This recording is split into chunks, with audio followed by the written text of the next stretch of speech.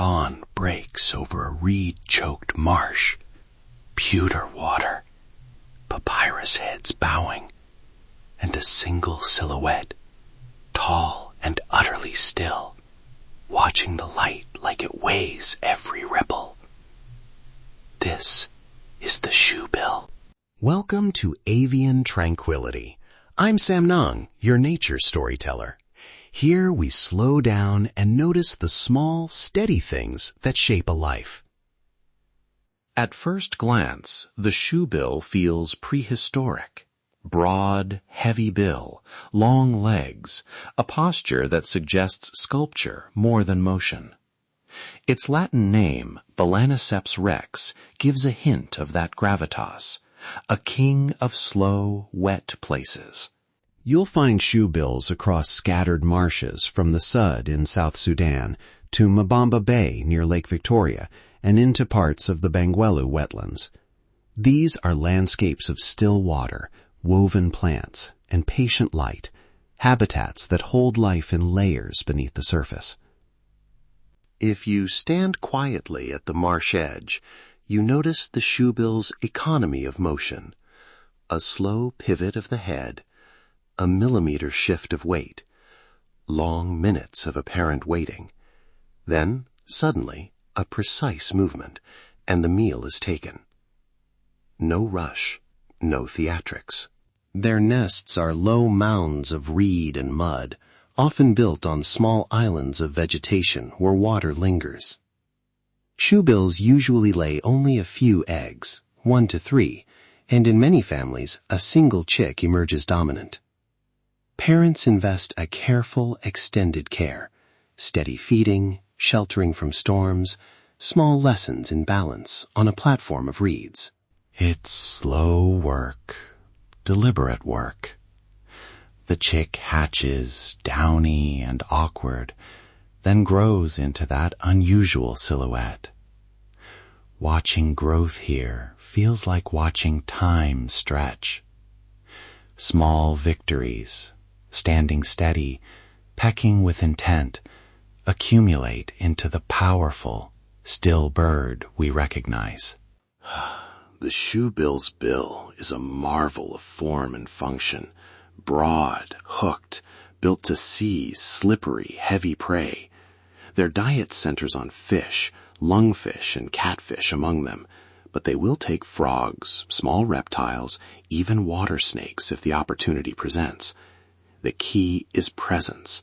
Stand still, conserve energy, let the marsh bring food within reach. Why move so little when many birds seem defined by motion?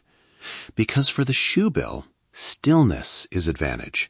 Motion costs energy. Stillness invites prey to reveal itself. It also reads the marsh, current, scent, the tiny disturbances where a fish breathes near the surface. Shoebills are largely solitary and territorial. They spread across suitable wetlands at low densities, so encounters with neighbors are deliberate affairs, sometimes a brief display, sometimes a guarded passing. Solitude here is neither lonely nor indifferent. It is a lifestyle tuned to available food and quiet space. Courtship feels like a private language, bill clattering, head swaying, shared preening. Pairs may visit the same nest or territory across seasons. Reproduction is slow, fewer eggs, longer investments, and that tempo matters. Slow breeding means each successful chick is especially valuable to the population. Because shoebills are so tied to marshes, their fate mirrors the health of wetlands. Drainage for agriculture, wetland conversion, and expanding settlements shrink the places they need. Another harm is the illegal capture of chicks, trade that empties nests and damages families. These are real pressures, but they invite practical responses.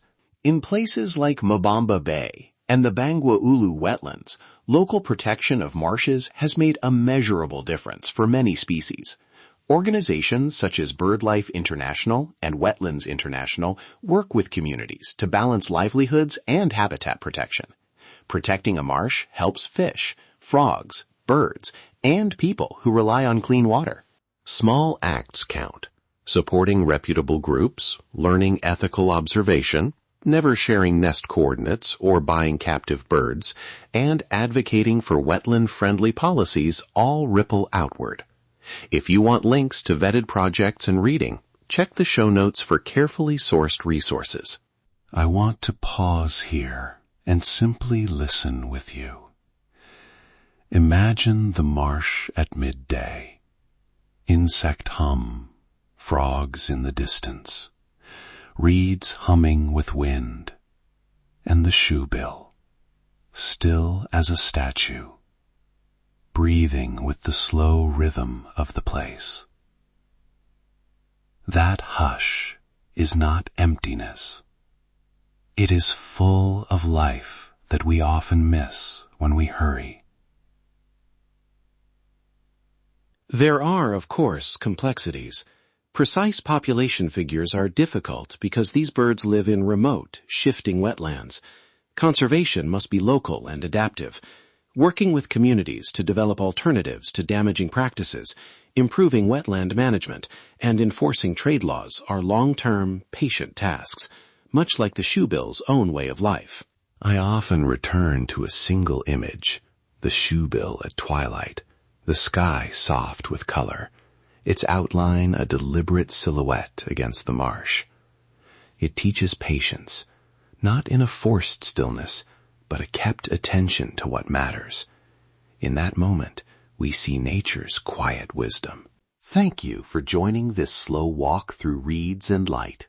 If this story gave you a moment of calm or a deeper curiosity, please subscribe to Avian Tranquility and share this episode with someone who would cherish a quiet nature escape.